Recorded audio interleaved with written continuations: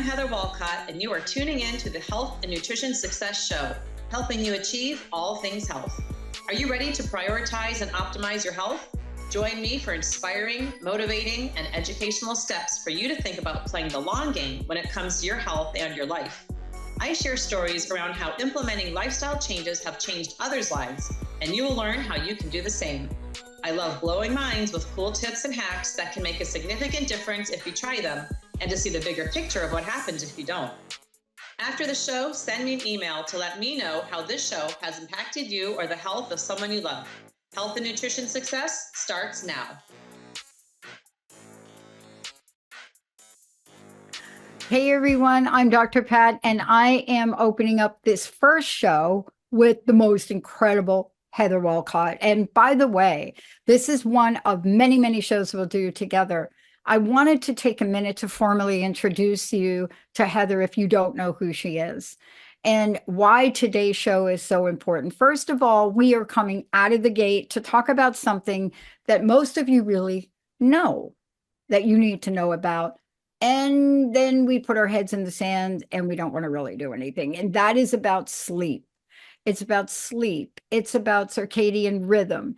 It's about whether or not sleep is ruining, running, or rowing your life away.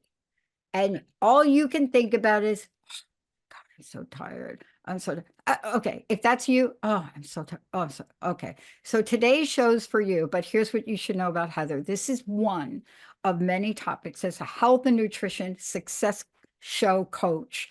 What she is doing is she's taking a wealth of knowledge, ways that she's helped other people in the world, and we're bringing them to you.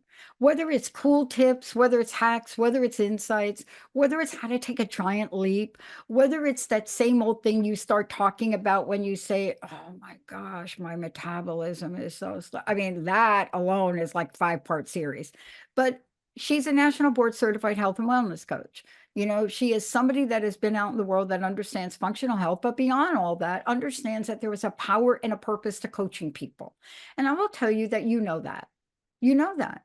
You know that when you're out in the world, you look for people to help you along the way, whether it's to learn things, break habits, change things. You're looking for those persons to do that. If you wanted to build a house, you would not go hire a neurosurgeon.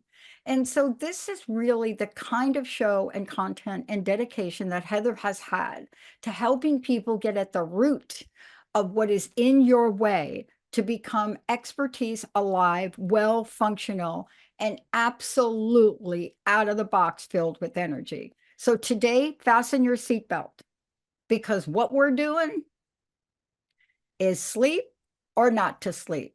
That is the question. Heather, right? I say sleep.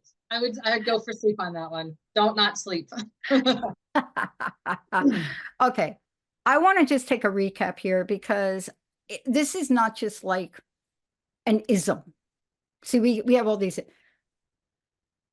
Sleep is important, but 9 out of 10 people don't know why. Let's start with that. From where you sit, this is like at the top of the food chain for you, isn't it? It is. And the irony is that I've really focused my practice and my client interactions around nutrition. So people know me as the nutrition person. But when I start trying to help them with nutrition and whatever their goals are, whether it's weight loss or building muscle, you have to really look at how they're sleeping. I say sleep is the first domino of health and wellness, and it's really your foundation. So if you're not sleeping well, nothing else that you're trying to achieve is going to happen, or you're going to be swimming upstream the entire time. Yeah. And, you know, one of the other things I wanted to ask you about, and this is just a little something that I discovered, is that, you know, there are some days where I feel, how do I say it? I can get away with a little more or a little less. Why do I say that? Because maybe I've had a really light day the day before. You know, I can't really explain what I'm trying to say, but I'm telling you, if I exert myself, like on a Saturday, I exert myself for 5 or 6 hours a day continually. Forcing myself on Sunday to get up at an unreasonable time, given what I did, it just doesn't work. How do we navigate those waters? Yeah, when you're overtraining and it's hard to get. So the first thing you really have to do is make sleep a priority. And in order to do that, you have to commit to a bedtime and a wake up time, hands down. And you also have to think of your hydration, your nutrition, because I know you exert yourself a lot, you are competitive, and you're highly active on your Saturdays. So you also have to think about how is that going to impact your recovery, because you're not going to be great at your sport or your activity or your life, your job, whether it's being a parent or a CEO, if you're not recovered. And so we have to look at sleep as recovery and make it a top priority. I mean, I deal with this all the time with my clients. They're willing to change their food, shockingly. They're willing to go to the gym, but they don't like trying to go to bed earlier. They don't want to have a set wake up time. They want to sleep in on the weekend. So we have to look at that, because that's the rhythm of your day, and that's the circadian rhythm that we live by. And when that is bouncing around from day to day, and some days you sleep in and some days you wake up later, and then some nights you stay up, and other days you're trying to get up, you're trying to go to bed earlier, that rhythm is completely off, and it's going to put you off beat for the rest of your week and for the rest of your life. You're just constantly trying to keep up or catch up. And so the first thing I always say when people want to do something about their sleep, I mean, there's lots of things that I say. First, you have to look at what they're doing. But if you don't have a set wake up time and a set bedtime, then that's where you need to start. That's got to be a priority. What do you make of this? Because this is something, especially in my corporate world, it was like being in a bragging corner where you walk into, and the big brag is, you know what? I don't need more than 5 hours of sleep a night. I am ready to go. Just 5 hours. That's it. I don't even know what people do with 8 hours. Have you heard that? All the time. Yeah. Okay. Well, here's the thing. Imagine how more amazing they would be if they actually got the 8 hours of sleep. They don't even know that they're running suboptimally.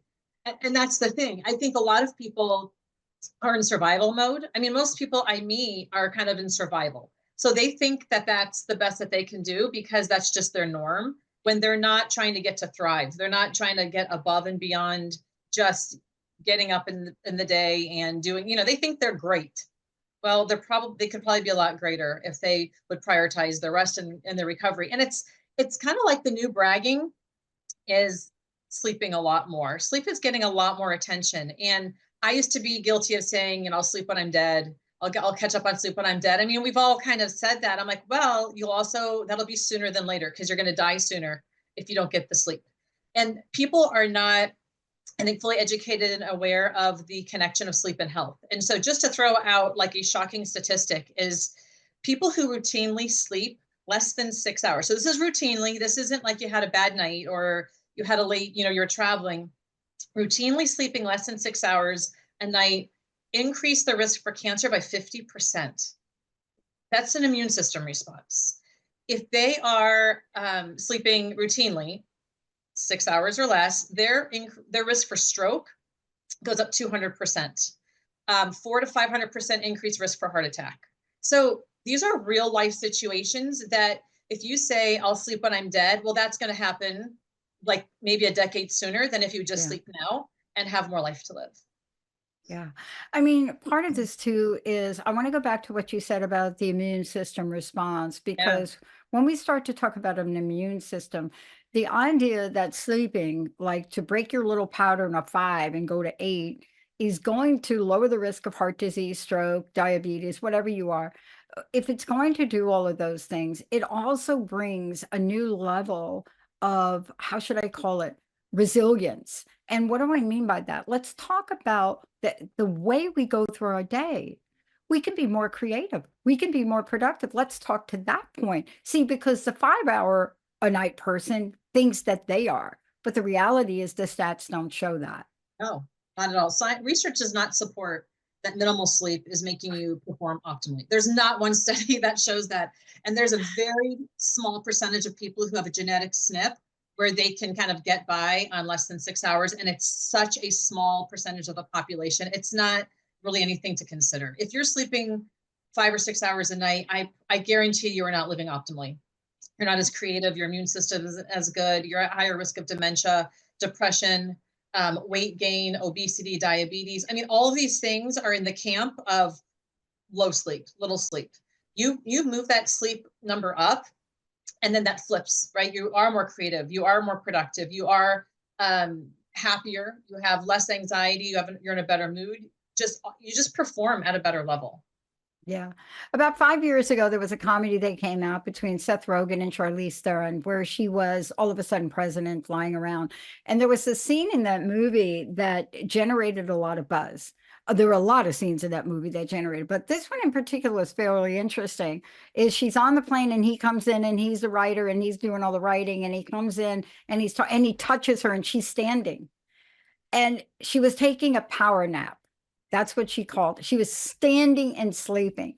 And I remember the little memes and things that came out about that. And there were some people that said, there's no such thing as a standing power nap. That is not going to take the place for 8 hours of sleep.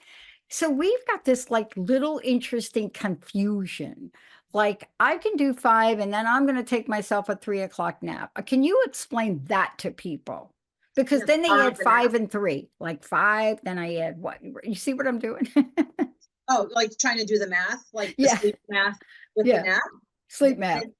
Yeah. So napping is actually really powerful. It doesn't really, it's hard to say. I'm not a sleep scientist, so I don't want to speak to this. It can't make up for the 8 hours that you're not getting in one go because of our sleep cycles and the need for our body or for our brain to go through a detoxification process in the lymphatic system. So that needs to happen in an extended period of time. However, napping is powerful and it can definitely supplement little sleep the night before. So if let's say one night a week, you're sleeping less because you have an early schedule, a nap that day would be very beneficial to you.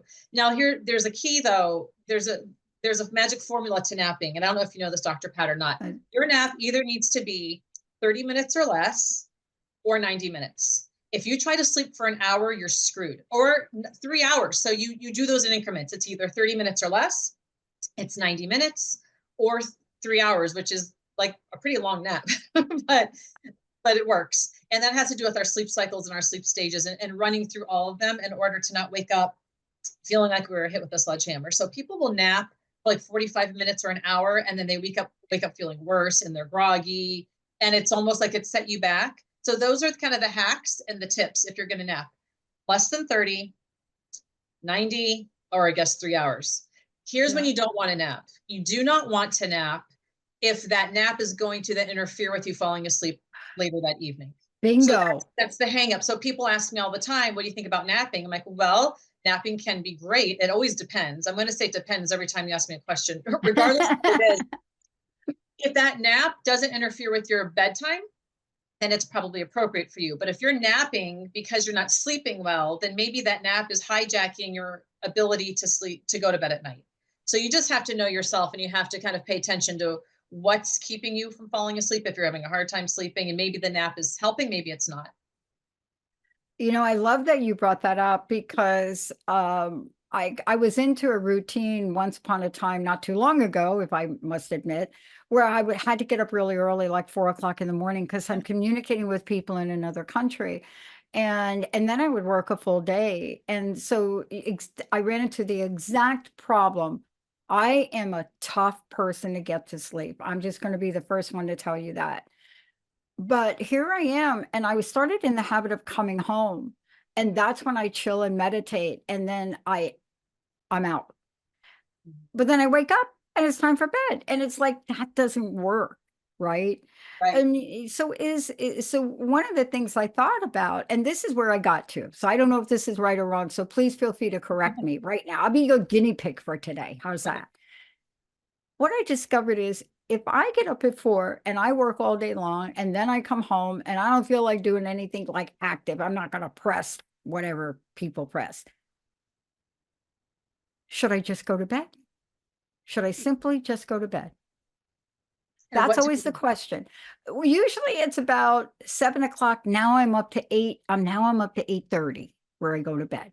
I go to bed 8:30, 8 or 8:30, right? People are like, oh, you're missing all the television shows. I'm like, no, I'm not.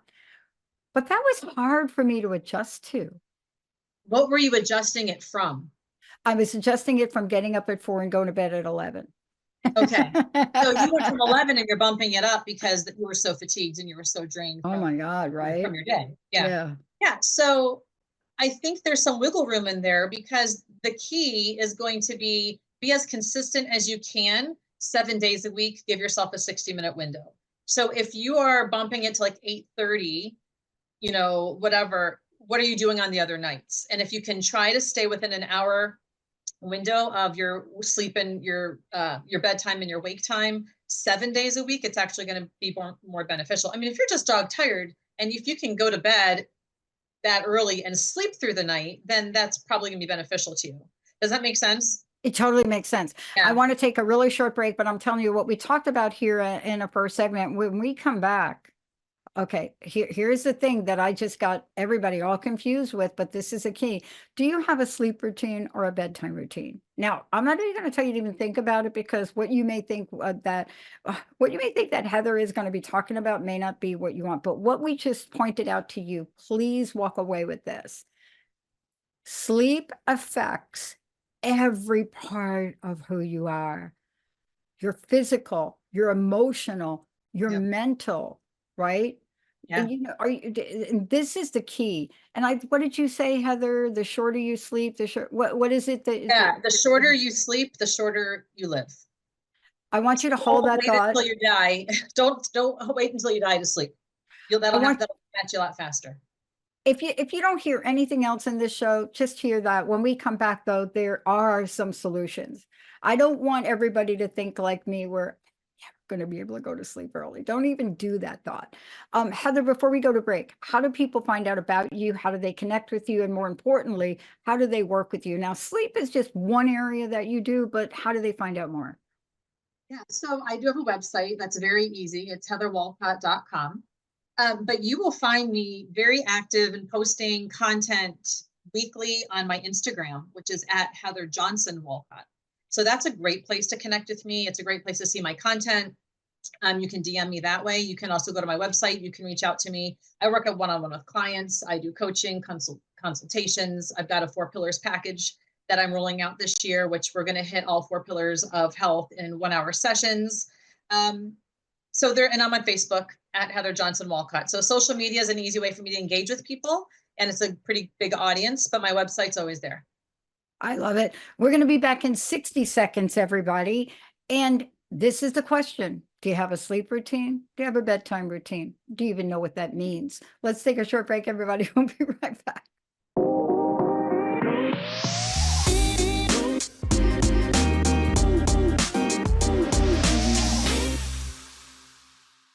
Welcome back, everybody. It's so great to have you here. I just want to remind you that you are listening to the fabulous Health and Nutrition Success Show with Heather Wolcott. This is one of many, and this show is all about helping you achieve all things health. Today, we're taking on sleep. Why? Because all you need to do is look at some of the stats. Then you need to just take a look at yourself. And how do you feel? Are you getting enough sleep? You don't even know how to dissect, deconstruct, or analyze whether or not what you're doing is working or how to change it. Today's show is all about that. Heather, thank you so much for all of this. I want to go to this routine thing. This is like my favorite part of making people take a step back. I'm willing to do that. Okay. I'm willing to just take a look and see if I'm even close to a routine. So I have a sleep webinar that I've presented many times on Zoom and in person, and I've had the privilege to present it to some high school seniors at my daughter's school. And the way I opened this up, I put all the stats and stuff to kind of like shock people. And then I asked them, I have a bunch of images, and I'm like, do you identify with any of these in your sleep routine? It's brushing your teeth, saying your prayers, reading a book, eating some snacks, watching TV, and they all kind of raise their hand like, yeah, that's kind of like my sleep routine. And then I'm like, no, it's not. Nothing on here is part of your sleep routine. This is all part of your bedtime routine. Your bedtime routine is not your sleep routine. And then everyone's like, I don't understand. So what does that mean? What it means is that when we're going to fall asleep at night is really dictated by when we wake up in the morning. And that's why I said in the beginning of the show, having a consistent bedtime and wake time is the key to syncing up your circadian rhythm and getting optimal sleep and rest and recovery. So what does this mean? You wake up at the same time every day. Why? Who cares? Well, there are two hormones that are really, really important and that are going to dictate all of this. And one is cortisol and one is melatonin. And so when you're waking up, your cortisol is kind of starting to get going in the morning. Cortisol wakes you up and you have about a 12 to, well, more like a 14-hour window of that cortisol to be kind of riding its wave in your day. And then melatonin starts coming in. And these things work, they're called counter-regulatory, which means when cortisol is going up, melatonin is always going down. They never run parallel to each other. So you're either stimulating cortisol or you're stimulating melatonin. So if you're getting up at the same time every day and you have about the same window of time for your cortisol to be running its show, your melatonin is going to come at the same time every night. And there you have a sleep routine that's balanced of your 24-hour clock, maybe 12-12, 10-14, whatever it may be. But that is called your circadian rhythm. And your circadian rhythm is critical because it runs the whole clock of your immune system. It runs the clock of your reproductive organs. Of every organ system has a circadian clock. And that's why you want that to be continuous. So when you're waking up in the morning, what do you want to do? You want to signal cortisol. And if you're doing it at the same time every day, that's really important. Your bedtime routine is also important because it helps you wind down and it helps your body know that melatonin is supposed to step in and take over the show so you can sleep. Hormones are signaling molecules. They're just signaling the body and telling it what to do and what to expect. Is that helpful? It is. And I want to ask you about that. If we could just drop a little, I just want to drop this one thing in. And because there's been a debate, and I know we're going to be talking here in a few minutes about junk light. So we're going to talk about that. That is super important to talk about junk light and what it is. But there's an interesting debate that goes on in the fitness world now. This is your area. This is not mine. But this is your area. And I have heard debates by some of my friends at the gym when I do go to the gym, right? And I've heard them debate and they're like, well, when should we go work out? Well, can we go work out after dinner? And the one guy's like, oh no, I cannot work out after dinner, right? And I'm thinking, I can't do anything after dinner.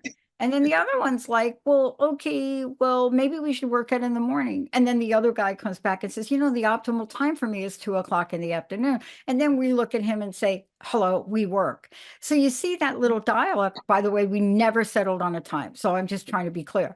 But these are the kinds of things we have to be mindful of in our day.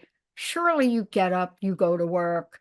I coach people on graveyard shifts because I got to tell you, that was just not good. I don't care who you are. I have never worked or coached anybody that's on a graveyard shift that felt good.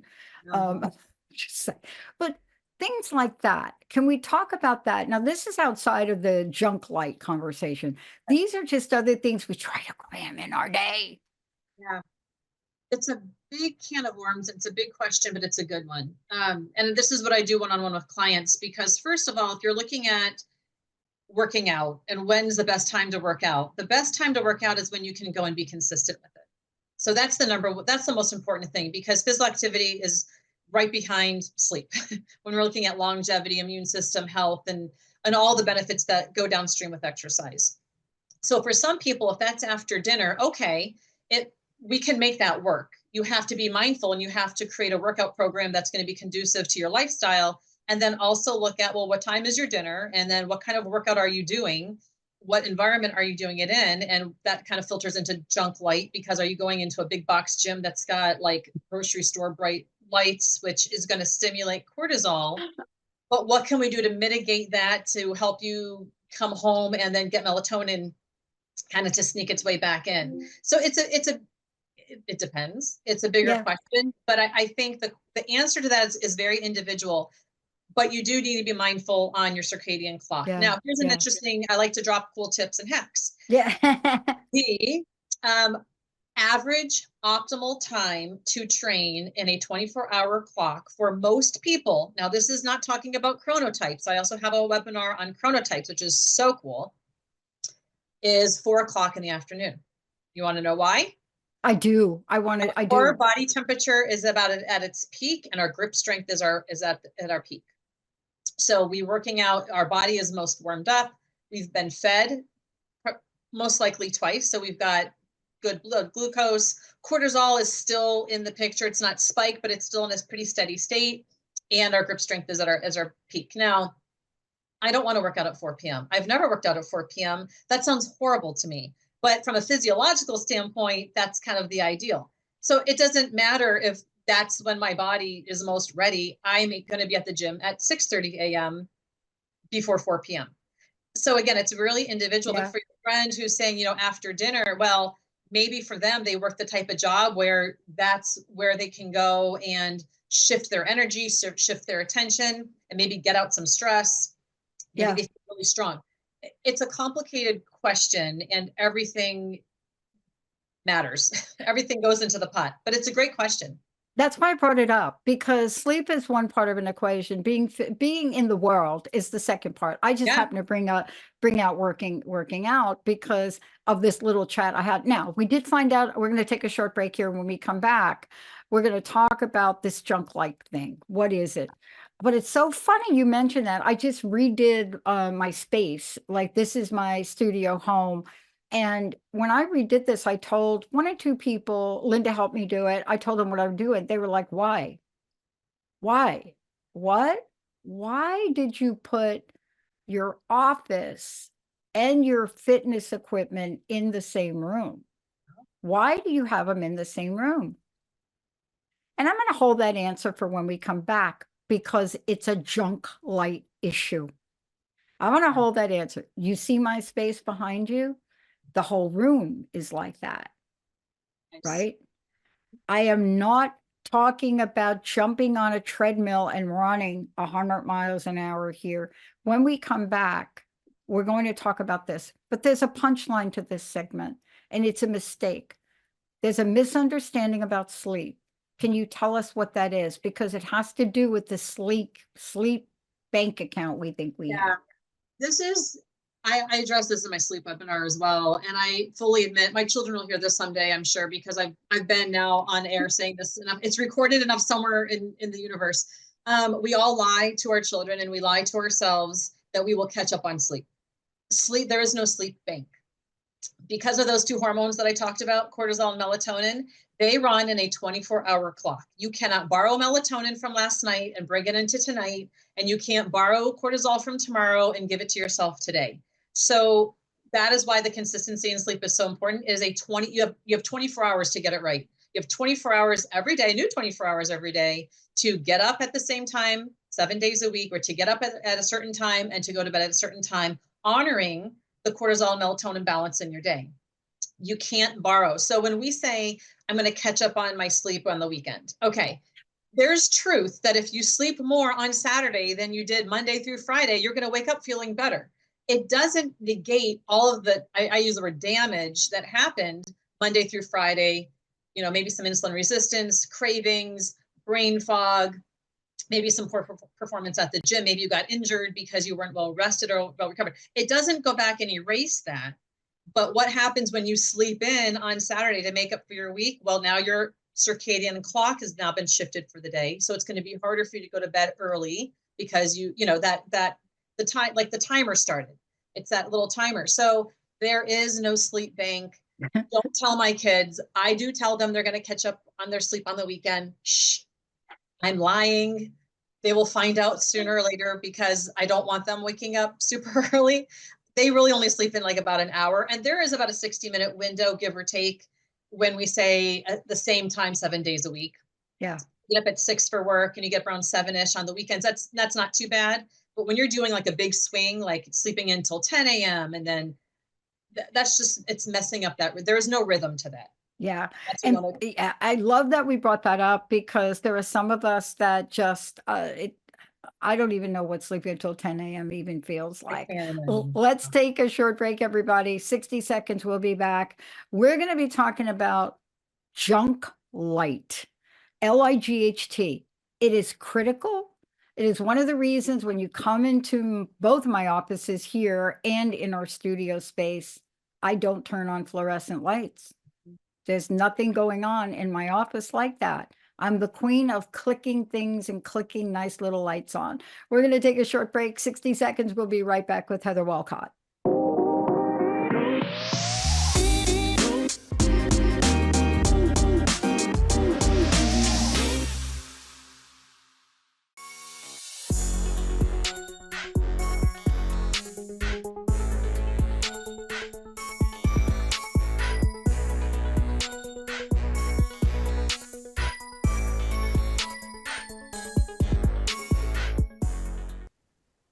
Hey, everybody, welcome back to the Health and Nutrition Success Show with Heather Wolcott. This is her show. I'm Dr. Pat. I get to sit in and be part of the conversation. It really is an honor for me to do that. Before we get into one of, I think, the most fascinating discussions really it's about junk light. Again, how do people find you? How do they participate with you on the socials?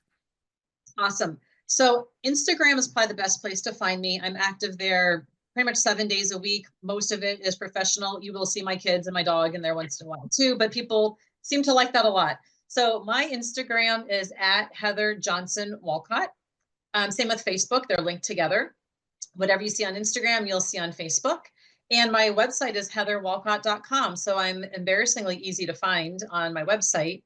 And yeah, I love to I usually am keeping content pretty consistent with all things pillars of health, wellness, longevity. I always have my stories. There's always something in my stories. So you'll be able to find continual content posted on the regular basis there. Awesome. Okay. If you haven't heard the term junk light, you're going to hear it now. All right. Let's get into this, because this idea of junk light, it's not what the hunter and gatherers necessarily had to go through. However, they knew about this. They knew that in order for them to get the kind of rest they need, one, they needed to be in a safe space, and two, having a bright light shining on you all day long was not actually working. But how do we fast forward to where we are today and now look at junk light, what it is and what it does to get into the way of us, one, falling asleep, then staying asleep? And this is huge. This is really my sleep webinar, which I keep referring to because this is where I've done so much research in my content. My whole sleep webinar is about light. When I talk about sleep, I talk about light. So why are we calling it junk light? Well, what else do we call that has the junk word? It's junk food.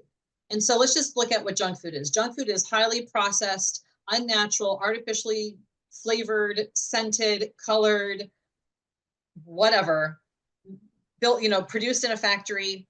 It's not really not food. It's stuff. Okay. So what is junk light? So junk food is processed food. Junk light is what I kind of call it's unnatural. It's non-native light. It is LED lights, fluorescent lighting, right? This is not native light. Our native light is the sun, and the moon is reflecting the sun. And the other form of native light would be fire. Those are what you're going to find in nature. It's just like if you want a piece of meat, you don't get the Impossible Burger, you get the piece of meat from the cow that grazed outside and was like the whole animal, right? So it's kind of putting those two on a comparison. So junk light would be artificial, non-native light. And it is what most human beings, predominantly Americans, but we'll just say this is a global problem, are exposed to probably 99% of their day. The only time you're not exposed to it is if you are outside or you have perhaps like a halogen light, which is a glow, which is more correlated to like what fire would be. It's a glow. Mm-hmm. Or, just dimming the lights and allowing the natural light to come in through the windows. And the main difference, Dr. Pat, that people don't realize is we talk about full spectrum versus one wavelength. And we know light is in waves. That's what a rainbow gives us. We have from red to violet and everything in between. We have a whole spectrum of light. You will only find a full spectrum of light when you go outside. Now, what color do we see during the day? We see blue, but it's not in isolation. The only time you see blue light in isolation is when you're on your phone, when you're on a screen. It is isolated blue light. We go outside, the sky is blue, but at any given time we could get a rainbow, right? Some clouds come in and all of a sudden the light hits the particles differently. We have sunrise and sunset, which are orange and yellow hues, right? And we also talk about solar angle in this as well, but there's a full spectrum. When we are exposed to junk light all day long, it's really messing with our circadian clock because blue light stimulates cortisol.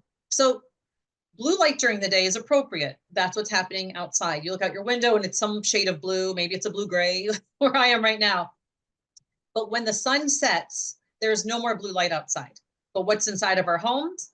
This bright blue light from LEDs or those white lights, like the LED that looks whitish blue. And that is, again, stimulating cortisol because light stimulates cortisol. It's the hormone of light. Melatonin is the hormone of darkness. So if you are bathing yourself in this junk artificial light until you're trying to go to bed, good luck. You're not giving your body the cues that it's time to go to bed because your light environment hasn't changed. Yeah. It's so interesting you say that because Linda loves to do puzzles and she's visiting here. So I clear up my very large square dining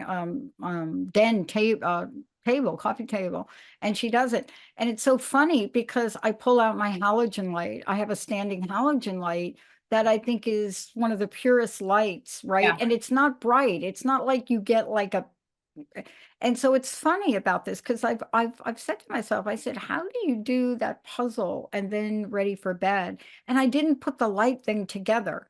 You see, there's not an overhead light on. It's this small halogen light, but it's really bright. But there's something about it that's not reflective. I can't explain it. I didn't know that about halogen. But I want to ask you about this. Let's get back to the phone thing. We're not just talking phones, we're talking tablets, and are we talking computers? Are they all in that category? Anything that has a screen is going to be emitting blue light. Now, I off the top of my head, I can't give them to you, but there are apps and there are now ways to modify that on your screen where you can I can do it on my phone, on my iPhone. There's a whole setting you go through and I can do 3 clicks and I can turn my screen red. So I'm looking at actually a red light. Red light is appropriate for the evening.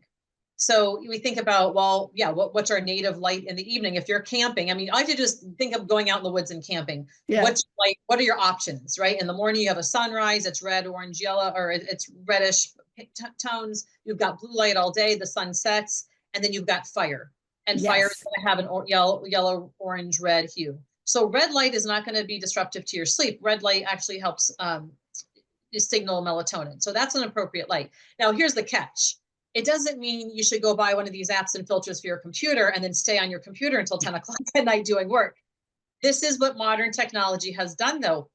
It creates something, and then we create the hack to make it better, but we're still living outside of our natural rhythms because normally we still wouldn't be engaging in work at that time of night. But if you have to, or if you have a job where, again, like you or my husband, sometimes he's got calls overseas and he's got to work at a crazy time at night. If you have these filters or these apps to change your screen so it's not so blue, that's better.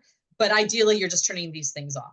So 1 hour of tablet time or screen time can shift your melatonin production back by 3 hours. Wow.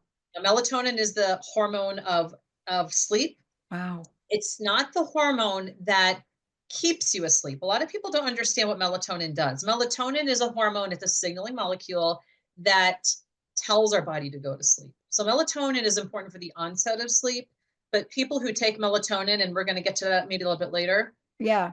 Taking melatonin to sleep through the night, it doesn't work that way. That's not the mechanism of action of melatonin. It will help you fall asleep. It doesn't necessarily help you stay asleep. And that I think is one of the greatest misunderstandings we have on melatonin. I think right there, what you just talked about. Yeah. I mean, I've heard more people melatonin, and it's not what they think. But let's talk about this too, because I do this naturally because I have a white screen in front of me because I'm not in control of this screen. And I sent a request to my programmer, but I really have to think about it. If you are on the computer with me, almost all of my apps have a dark background.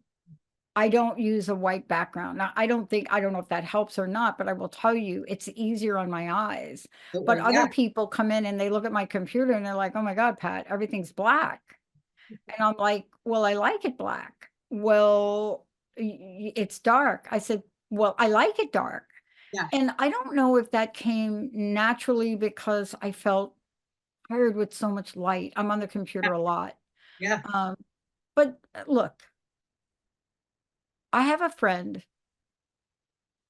that knows she can't sleep. She's on a lot of medication, But from the minute she gets home, that tablet is out. And that thing is not even put away.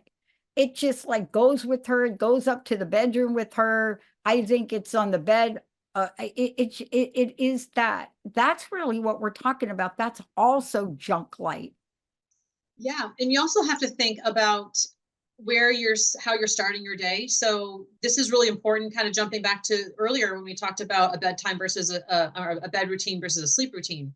When I said your sleep routine begins in the morning, it's because when you wake up, you want to expose yourself to full spectrum outdoor unfiltered light. That is absolutely key because you want a strong cortisol response in the morning. You want your cortisol to be really strong. Cortisol is a hormone that gets a lot of bad raps. We think of it as the stress hormone, as, high cortisol makes you fat because you store fat.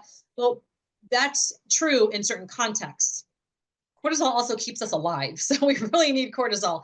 And certain other physiological processes happen in the presence of cortisol and others happen in the presence of melatonin. So that's why that circadian rhythm is really important. So we want strong cortisol signaling, but we don't want it from sitting in front of a computer screen. We want to go out in full spectrum light.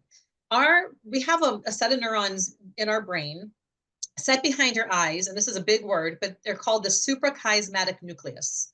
And that set of neurons is like the information messenger to the brain. So when our eyes are exposed to light, whether it's the computer screen or our phone or the sun, it is sending messages and information. So light is information to our brain and telling our brain then what chemical processes and physiological processes need to happen because of where we are in our day.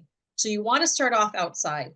I tell my clients, and I tell anyone who asks me, you need to be outside multiple times during the day, because when you're engaged in the presence of full spectrum, natural native light, your suprachiasmatic nucleus is taking in that light, it's taking that information, and it will tell your body where you are in the time of day based on wavelengths and frequencies of light.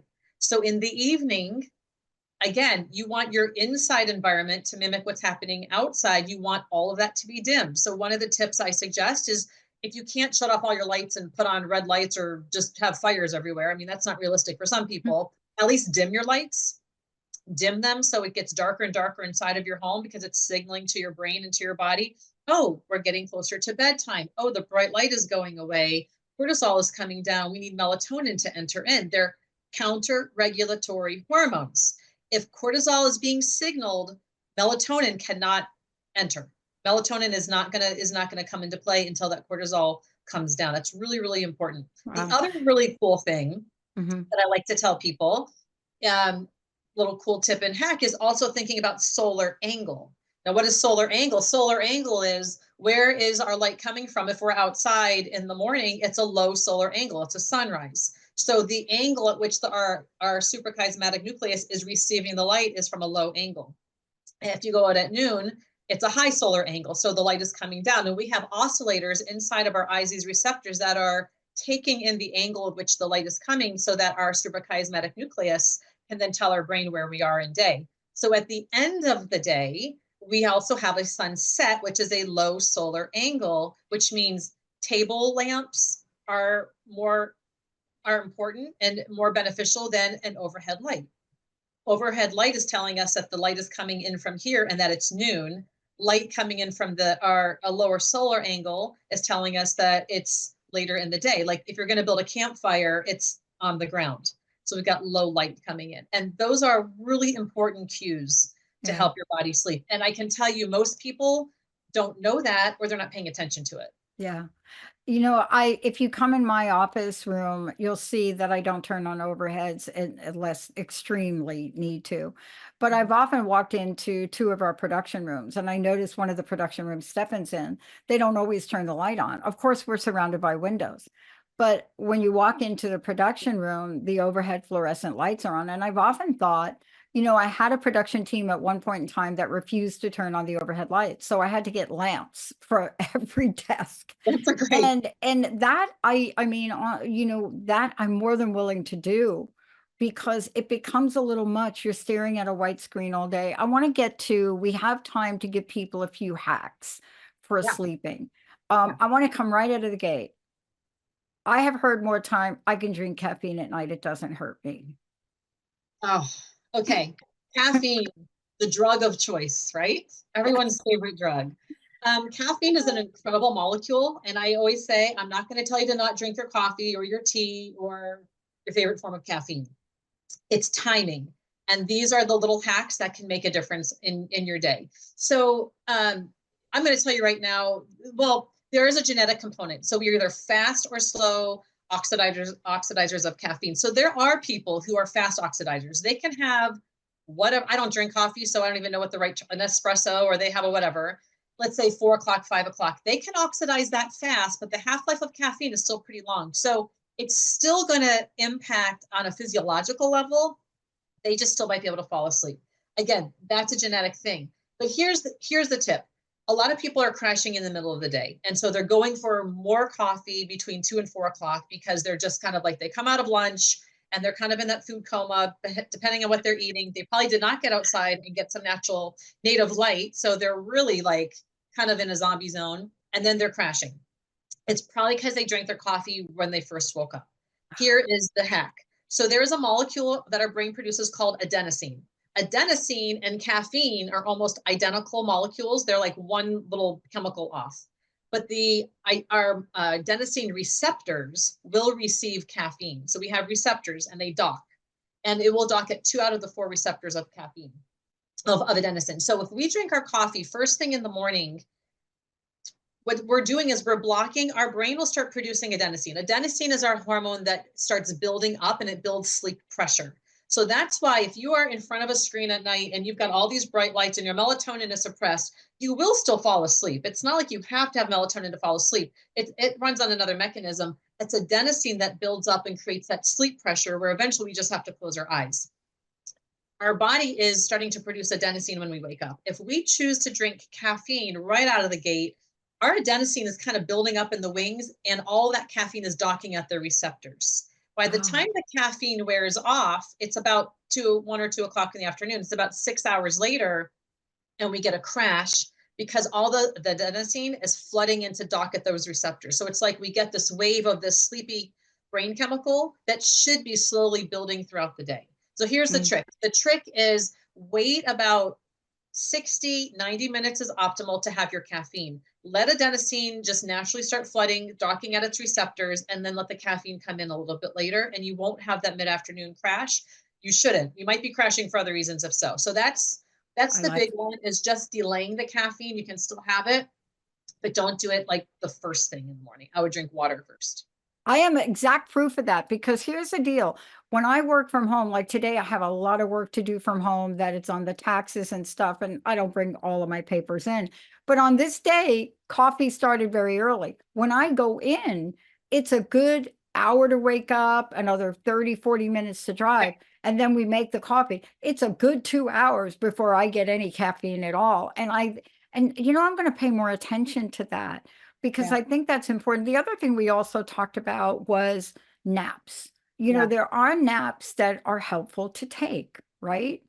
But I want to talk about one last thing that Linda swears by: magnesium as a mineral.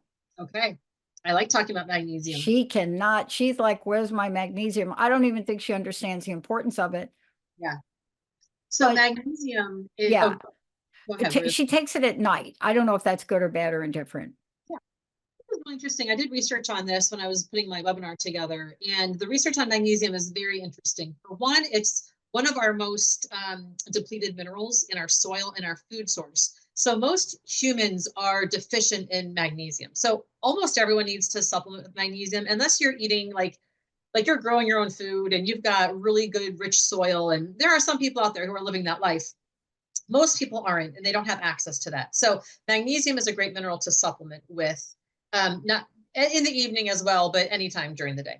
Okay. Magnesium does not make you sleepy, and magnesium does not induce sleep.